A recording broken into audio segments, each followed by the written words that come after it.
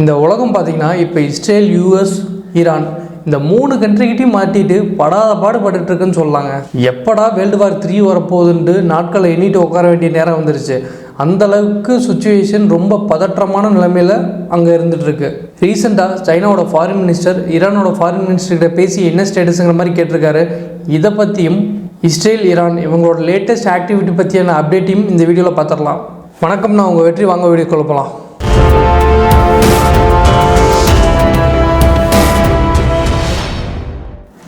ரீசெண்டாக சைனாவோட foreign minister ஈரானோட foreign மினிஸ்டர்கிட்ட phone பேசி ஏப்பா என்னப்பா உங்களுக்கும் இஸ்ரேலுக்கும் பிரச்சனை அப்படிங்கிற மாதிரி கேட்டிருக்காரு. பதிலுக்கு ஈரானோட ஃபாரின் மினிஸ்டர் பார்த்திங்கன்னா அந்த ஏப்ரல் 1 இஸ்ரேல்காரங்க குண்டு போகிறதா சொல்லி சிரியாவில் எங்களோட பெரிய பெரிய ஆஃபீஸர்ஸ்லாம் போட்டு தள்ளிட்டாங்க.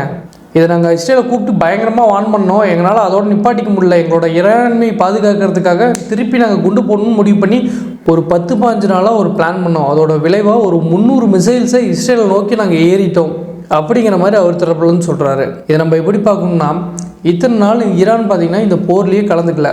என்னதான் காசா முஸ்லீம் கண்ட்ரிஸாக இருந்தாலும் ஈரான் ஒரு இன்டைரக்ட் ரிலேஷன்ஷிப்பாக தான் காசாவுக்கு உதவிட்டு இருந்தாங்க.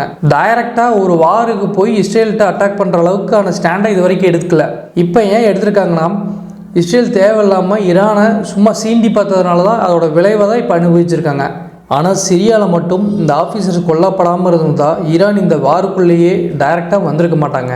இது முழுக்க இஸ்ரேல் மேலே தான் தப்பு இருக்குது. இன்னொன்று, சைனாவோட ஃபாரின் மினிஸ்டர்கிட்ட இவங்க பார்த்திங்கன்னா எங்களுக்கு போருக்கு போகிறதுக்கு சுத்தமாகவே இன்ட்ரெஸ்ட் இல்லைப்பா, தயவு செய்து அந்த காசாவில் இவங்க சண்டை போகிறத கொஞ்சம் நிப்பாட்ட சொல்லுங்கள். இந்த மாதிரி ஈரானோட ஃபாரின் மினிஸ்டர் பார்த்திங்கன்னா சைனா ஃபாரின் மினிஸ்டர் சொல்லியிருக்காரு. இதை நம்ம எப்படி பார்க்கணுன்னா, இஸ்ரேல் காசா மேலே போர் புரியறது இவங்களுக்கு விரும்பலை தான். அதுக்குன்னு நம்ம தேவையில்லாமல் சண்டைக்கு போகக்கூடாதுன்னு இத்தனை நாள் அமைதியாக இருந்தாங்க. இன்னொன்று, சும்மா தூங்கிட்டு இருந்தவங்க சொல்லி விட்ட கதையாக எப்படா சான்ஸ் கிடைக்கும் நம்ம எப்படியாச்சும் போருக்குள்ளே வரலான்னு ஈரான் துடிச்சிட்டு இருந்தாங்க. அதுக்கு தகுந்த மாதிரி அவங்களோட ஆஃபீஸர் கொஞ்சம் பேர்த்த இஸ்ரேல் போட்டு தள்ளிட்டாங்க. இதை ஒரு சான்ஸாக வச்சுட்டு ஈரான் இஸ்ரேல் மேலே மிசைல்ஸ் ஏவிட்டு இருக்காங்க. இவங்க பண்ணுறதெல்லாம் பண்ணிவிட்டு ஏப்பா எங்களோட ஆஃபீஸர்ஸை கொன்னதுக்காக தான் இஸ்ரேல் மேலே நாங்கள் இத்தனை மிசைல்ஸ் ஏவணும், ஆனால் இதுக்கப்புறம் நாங்கள் ஏவ மாட்டோம். ஆனால் இஸ்ரேல் சைட்லேருந்து ஏதாச்சும் ஒரு மிசைல் ஈரான் பக்கம் வந்துச்சுன்னா இந்த உலகத்தில் யாருமே பார்த்துறாத பாமை கொண்டு போய் நான் இஸ்ரேல் மேலே போட்டுருவேன் அப்படிங்கிற மாதிரியான ஒரு மிகப்பெரிய அச்சுறுத்தலை ஈரான் இஸ்ரேலுக்கு தெரிவிச்சிருக்காங்க. சரி, இதை ஏப்பா சைனீஸ்காரன் அவ்வளோ அக்கறையாக போய் இவங்ககிட்ட கேட்குறான் அப்படின்னு நீங்கள் கேட்டிங்கன்னா, சைனாக்கும் ஈரானுக்கும் ஒரு மிகப்பெரிய பிஸ்னஸ் ரிலேஷன்ஷிப் இருக்குது. இன் டேர்ம்ஸ் ஆஃப் ஆயில், நிறைய ஆயிலை சைனீஸ்காரங்க ஈரான்கிட்டருந்து இம்போர்ட் பண்ணுறாங்க. அந்த ஒரு காரணத்தினால எங்கே இவங்களுக்கு கிடைக்க வேண்டிய ஆயில் கிடைக்காம போயிருமோன்ட்டு இந்த வாரோட ஸ்டாண்டு எந்த விதத்தில் இருக்குது, என்ன நிலைப்பாட்டில் இருக்குதுன்னு அதை தெரிஞ்சுக்கும். இன்னொன்று, யூஎஸ்காரங்க பார்த்திங்கன்னா இந்த சைனீஸோட இன்ஃப்ளூயன்ஸ் நீங்கள் அங்கே பண்ணுங்கள், ஏன்னா மிடில் ஈஸ்ட்டில் மிகப்பெரிய வார் வர மாதிரி இருக்குது. சும்மா வாருன்னு இவங்களே சுற்றி சண்டை போட்டிருக்காங்க. நீங்கள் ஏதாச்சும் ஒரு இன்ஃப்ளூயன்ஸை பண்ணி அவங்களோட வாரோட தாக்கத்தை குறைங்கிற மாதிரி பைடன் சைனா கிட்ட கேட்டிருக்காரு. அந்த ஒரு காரணத்துக்காக சைனாவும் பார்த்திங்கன்னா ஈரான்கிட்ட கொஞ்சம் ஆற போடுங்க அந்த மாதிரி ஒரு இன்டைரக்டாக பேசிகிட்டு இருக்காங்க. ஸோ ஈரானோட ஃபாரின் மினிஸ்டர் ஃபர்தராக என்ன சொல்கிறாருன்னா, நாங்கள் பண்ணது எங்களை பொறுத்தவரைக்கும் கரெக்ட், ஏன்னா எங்களோட இறையாண்மையை பாதுகாக்க நாங்கள் இந்த முடிவு எடுத்திருக்கோம். ஆனால் யுனைடெட் நேஷன் செக்யூரிட்டி கவுன்சிலிருந்து எங்களுடைய ஆஃபீஸர்ஸ் இஸ்ரேலால் தாக்கப்பட்டதுக்கு எந்த ஒரு ரெஸ்பான்ஸுமே பண்ணல அப்படிங்கிற மாதிரி இந்த இடத்துல தெரிவிச்சிருக்காரு. பதிலுக்கு சைனா ஈரான் கிட்ட என்னதான் நீங்கள் பண்ணியிருந்தாலும் நீங்கள் பண்ணது மிகப்பெரிய தவறு, அதை சைனா வன்மையை கண்டிக்குது அப்படின்னு சொல்லிட்டோம். நீங்கள் 1000 தான் இருந்தாலும் உங்களோட அது சுற்றி இருக்க நெய்பர் கண்ட்ரிஸ் மேலே நீங்கள் எந்த டிஸ்டர்பும் பண்ணாமல் கரெக்டாக நீங்கள் இஸ்ரேலுக்கே நீங்கள் மிசைல்ஸ் அனுப்பிச்சி விட்ருக்கீங்க. அந்த ஒரு காரணத்துக்காக நீங்கள் பண்ண வேலையை நாங்கள் அப்ரிஷியேட் பண்ணுறோம் அப்படின்னு சைனா சொல்லியிருக்காங்க.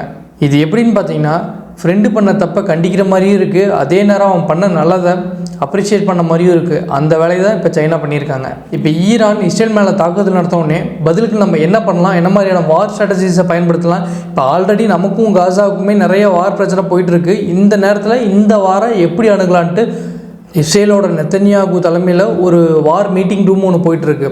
அதோட விளைவாக இஸ்ரேல் ஆர்மி என்ன சொல்கிறாங்கன்னா, நாங்கள் எப்போ தாக்குவோம், எப்படி தாக்குவோம் யாருக்கும் தெரியாது, ஏன் எங்களுக்கே தெரியாது, அந்த மாதிரியான வியூகத்தை தான் இப்போ அமைச்சிட்ருக்கோம் அப்படிங்கிற மாதிரி இவங்க தரப்புலன்னு சொல்கிறாங்க. இப்போ இஸ்ரேல் பார்த்திங்கன்னா ஒன்றுமே பண்ண முடியாத நிலைமையில் தான் உட்காந்துருக்காங்க. ஏன்னு கேட்டிங்கன்னா, ஈரான் பதிலுக்கு நீ தாக்குதல் நடத்தினா இந்த உலகமே பார்க்காத ஒரு குண்டை நான் உன் நாட்டு மேலே போட்டுருவேன் அப்படிங்கிற மாதிரி இவர் சொல்கிறாங்க. இது மிகப்பெரிய ஒரு அபாயமணினே சொல்லலாங்க. ஸோ அதுக்காக தான் இஸ்ரேல் இதை ஒரு மிகப்பெரிய சீரியஸ் இஷ்யூவாக பார்த்துட்ருக்காங்க. இஸ்ரேல் ஒன்றும் சாதாரண ஆளுங்களாம் இல்லை. அவங்கள நோக்கி வந்த 8 வாரில் 8 வாரில் இவங்க வின் பண்ணியிருக்காங்க. அதாவதுங்க இவங்களை சுற்றி இருக்கிற கண்ட்ரிஸ்லாம் பார்த்திங்கன்னா இஸ்ரேலோட வளர்ச்சி பிடிக்காமல் இவங்களை எப்படியாச்சும் அடித்து ஒடிச்சு ஓட விட்டுட்டு அந்த கண்ட்ரியை நம்ம ஆக்குபை பண்ணிக்கணும் அப்படி இப்படிங்கிற மாதிரியான நிறைய வியூகங்களை வகுத்தாங்க. ஆனால் அதுக்கு மெயின் ரீசனே இஸ்ரேலில் தான் இருந்தாங்க. அது ஒரு பக்கம் இருக்கட்டும். இப்போ பார்த்திங்கன்னா இவங்க நோக்கி வந்த 8 போரையும் இவங்களே ஜெயிச்சிட்டாங்க. வாரை ஸ்டார்ட் பண்ணது ஒருத்தங்க, ஆனால் வாரில் ஜெயித்தது இவங்க தான். ஸோ வார்னு வந்துருச்சுன்னா நாங்கள் வெள்ளைக்காரங்க அப்படிங்கிற மாதிரியான ஒரு ஸ்ட்ராட்டஜி தான் இஸ்ரேல் பயன்படுத்திகிட்டு இருக்காங்க. சும்மா சொல்லக்கூடாதுங்க, இவங்க வார்னு வந்துச்சுன்னா இவங்க பெரிய பிஸ்தாவாக தான் இருந்திருக்காங்க இவங்களோட வரலாற்றை பார்க்கும்போது. ஸோ அடுத்து உடனே நெதன்யாகு பார்த்திங்கன்னா யூஎஸ் பிரசிடென்ட்டை கால் போட்டு பைடன் இந்த மாதிரி ஒரு சுச்சுவேஷன் என்ன பண்ணுறது அப்படிங்கிற மாதிரி கேட்டிருக்காரு. பைடனும் பார்த்திங்கன்னா ஏப்பா உங்களுக்கு ஆல்ரெடி காசாவோட வார் போயிட்டுருக்கு, அதுக்கே நாங்கள் நிறைய பேக்கப் கொடுத்துட்ருக்கோம், நிறைய ஆர்ம்ஸ் ப்ரொடெக்ஷன், எங்களோட ஆர்மியே பாதி ஆர்மி உங்கள் நாட்டில் தான் உட்காந்து சாப்பிட்ருக்காங்க, அந்தளவுக்கு 24/7 உங்களோட செக்யூரிட்டியை தான் நாங்கள் கொடுத்துட்ருக்கோம், இந்த மாதிரியான தரவுகளும் அவர் சொல்லியிருக்காரு. இன்னொன்று பைடனும் பார்த்திங்கன்னா எப்பா ஈரான் ஒரு பயங்கரமான எச்சரிக்கை விட்டுட்டுருக்கான். இவன் சொல்கிறத பார்த்தா வேர்ல்டு வார் 3 வந்துடும் போல் இருக்குது.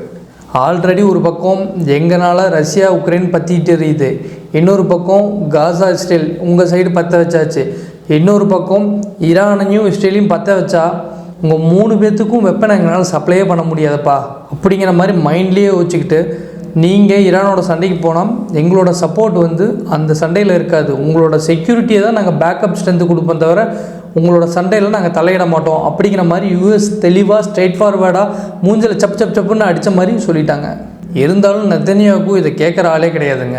அது தெரிஞ்ச யூஎஸ் பார்த்தீங்கன்னா எப்பா நீங்கள் சண்டைக்கு போகிறோன்னா போங்க, அது உங்கள் சௌரியம், ஆனால் நாங்கள் ஃபைனலாக வந்து எங்களோட நிலைப்பாட்டை நாங்கள் மாற்றிக்க மாட்டோம், நாங்கள் செக்யூரிட்டி மட்டும் தான் கொடுப்போன்ட்டு உறுதிப்படுத்திட்டாங்க. அடுத்து இந்த யூஎஸ் பிரிட்டன் ஜோர்டான் இவங்களோட மிசைல்ஸை யூஸ் பண்ணி தாங்க இஸ்ரேல்காரங்க ஈரான்லேருந்து வந்த மிசைல்ஸை தடுத்துருக்காங்க. இல்லாட்டி அந்த மிசைல்ஸே இஸ்ரேலை காலி பண்ணியிருக்கும். ஸோ ஈரானோட இந்த வேலையினால் இந்த 3 கண்ட்ரிஸும் இஸ்ரேலோட ஒரு நல்ல கோஆப்ரேஷனுக்கு வந்துட்டோம், அது மட்டும் இல்லாமல் மிடில் ஈஸ்டில் எங்களுக்குள்ள ஒரு நல்ல ஒரு ஒற்றுமை வந்துருச்சு, அந்த மாதிரி கருத்துக்களே இவங்க சொல்லியிருக்காங்க. பிரிட்டன் பிரதமர் ரிஷி சுனக் என்ன சொல்கிறாருன்னா எப்பா ஏதாச்சும் போய் 7.5 விட்டு 3rd வேர்ல்டு வாரை கொண்டு வந்துடாதீங்க, கொஞ்சம் அமைதியாக இருங்க, மிடில் ஈஸ்டில் கொஞ்சம் பதற்றம் அதிகமாகவே இருக்குது, கொஞ்சம் குறைச்சிக்கோங்க, அப்போ தான் ஹெல்த்துக்கு நல்லது அப்படிங்கிற மாதிரியும் அவர் சொல்லியிருக்காரு. அடுத்து ஃப்ரெஞ்சு பிரசிடென்ட் இமானுவேல் பார்த்திங்கன்னா நெதன்யாகுட்ட பேசியிருக்காரு. பேசி இந்த பிரச்சனையை ஊதி பெருசாக்கிறாதீங்கப்பா, சும்மா தான் அவங்க ஏதோ தெரியாமல் தப்பு பண்ணியிருப்பாங்க, இந்த வாட்டி மன்னிச்சு விட்ருங்க, கொஞ்சம் ஆறப்போடுங்க, அந்த மாதிரியும் இவர் பேசியிருக்காரு. ஸோ நம்ம இந்த வீடியோட எண்டிங்க்கு வந்துட்டோங்க. இன்றைக்கி விஷயம் நம்ம டிஸ்கஸ் பண்ணியிருக்கிறது பார்த்திங்கன்னா வரலாற்றில் ஒரு மிக மிக மிக ரொம்பவே முக்கியமான விஷயம். ஏன்னா இத்தனை பிரசிடென்ட்ஸ் நெதன்யாகுட்ட பேசி ஈரான் இஸ்ரேல் வாரை சப்ரஸ் பண்ணாட்டி எந்த நொடியில் வேணாலும் வேர்ல்டு வார் 3 ஆரம்பிக்கலாம். வேர்ல்டு வார் 3 ஆரம்பிச்சிச்சுன்னா பிரசிடென்ட்ஸ் பாதிக்கிறாங்களோ இல்லையோ, நானும் நீங்களும் நம்ம சாப்பாட்டுக்கும் சரி நம்மளோட அத்தியாவசியங்கள் தேவைகளும் சரி உலக மக்களும் சரி மிகப்பெரிய லெவலில் பாதிப்பாங்க. ஸோ அந்த ஒரு காரணத்துக்காக தான் இத்தனை நாட்டோட பிரசிடென்ட்ஸ் அவங்களோட எல்லா வேலையும் விட்டு போய் நெதன்யாகுட்ட பேசிட்டு உட்காந்துருக்காங்க. சரிங்க, இந்த வீடியோ பற்றி உங்களோட கருத்துக்களை கமெண்ட்டில் சொல்லுங்கள். இந்த வீடியோ உங்களுக்கு பிடிச்சிருந்தா லைக் பண்ணி ஷேர் பண்ணி சப்ஸ்கிரைப் பண்ணி உங்களோட ஆதரவை எனக்கு தெரிவிங்க. நாளைக்கு ஒரு சூப்பரான வீடியோவில் உங்களை பார்க்குறேன். நன்றி, வணக்கம், வெற்றி.